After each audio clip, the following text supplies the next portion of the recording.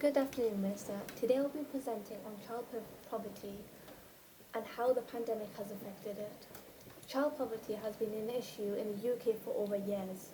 However, during COVID-19 pandemic, many children who rely on school meals to sustain their nutrition have gone hungry. In the UK, in 2019, 1.3 million children were entitled to free school meals, and a further 1 million children were estimated to be living in food insecurity. I will now be outlining the main groups that are affected by child poverty.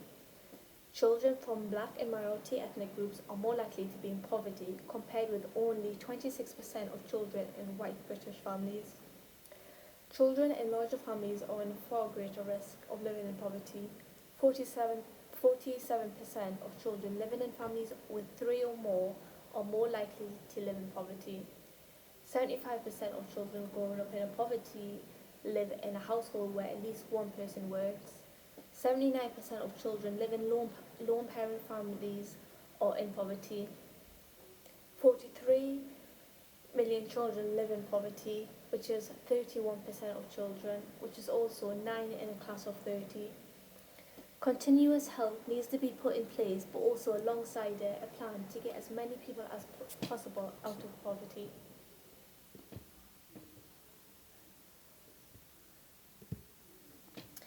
The number of children to fall into poverty by 2022 is estimated to rise to 5.2 million.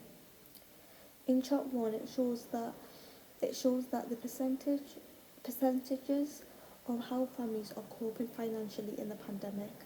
As shown, the highest percentage are either finding it difficult and finding it quite difficult. In the graph of in-work child poverty, it is clear that one or more in part-time jobs has been affected by child poverty the most in the past years.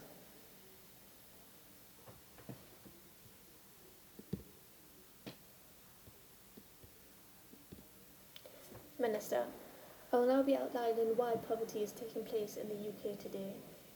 Let's start off with unemployment and low-paid jobs, lacking prospects, insecurity, or lack of jobs itself. Too many jobs do not provide decent pay, prospects, or security. Many places have concentrations on these jobs or do not have enough jobs. Low pay and unemployment can also lead to poor savings or pension. Low levels of skills or education. Young people and adults without the necessary skills and qualification can find it difficult to get a job, especially one with security, prospects, and decent pay.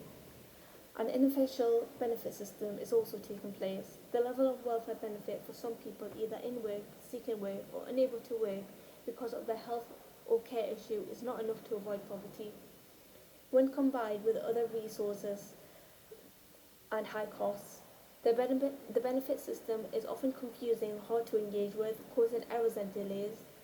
The system can also make it risky and difficult for some to move into jobs or increase their working hours. Low take-up of some benefits can also increase poverty. High cost of living. The high cost of housing and essential goods and services, for example, credit, gas, electricity, water, council tax, telephone and broadband, creates poverty. Some groups face particularly higher related to where they live. Increased needs, for example, personal care and disabled people, or because they are paying for poverty premium, where people in poverty pay more for some goods and services. Discrimination. Discrimination against people because of their class, gender, ethnicity, disability, age and sexuality, religion, or parental status, or even poverty itself, can prevent people from escaping poverty through good qualification or jobs and can restrict access to services. Weak relationships. A child who does not receive warm and supportive parenting can be at higher risk of poverty in later life because of the impact of their development, education, and social and emotional skills. Family relationships breaking down can also lead to poverty. Abuse trauma. For some number of people, problematical use of drugs and alcohol can deepen the prolonged poverty. Neglect or abuse as a child or trauma in adult life can also cause poverty, as the impact on the healthcare can lead to unemployment, low earning, and links to homelessness.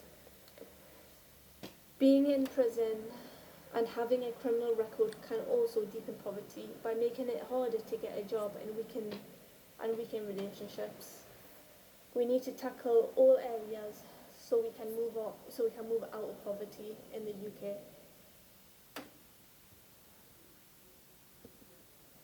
Minister, I will be going through 3 different policies that we can put in place to help fight child poverty.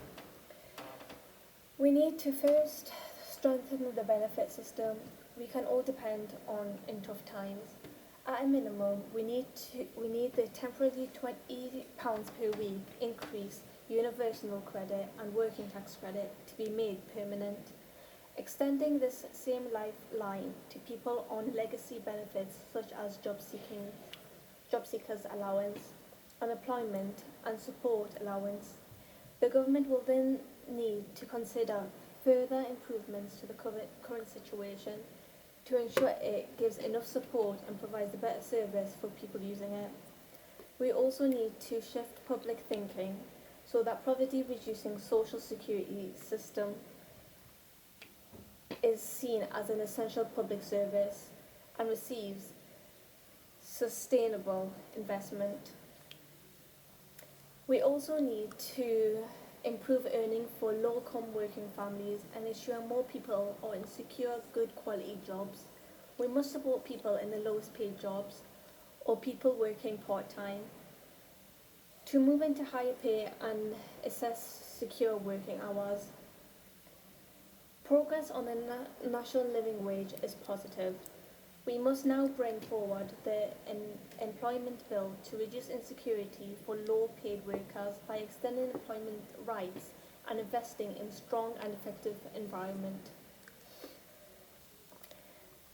We also need as many people as possible in good jobs. Despite the government support to protect jobs during the pandemic, employment is still expected to rise in the coming months.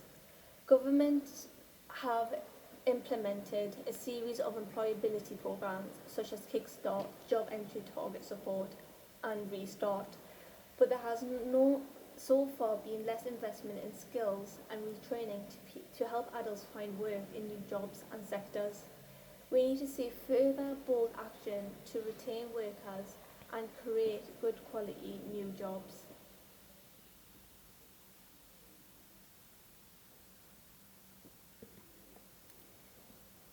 Bringing down poverty levels requires a comprehensive, long-term approach.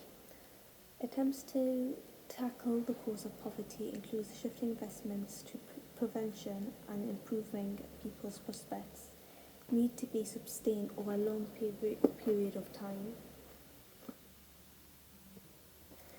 The tax and benefit system has improved in child poverty, however it needs to be continued. Increasing importance of working poverty means that policy aimed to get households to work more will not on their own achieve the child poverty target.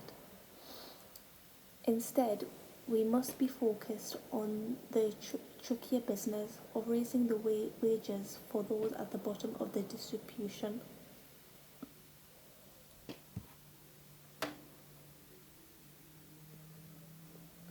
Thank you for your time, Minister.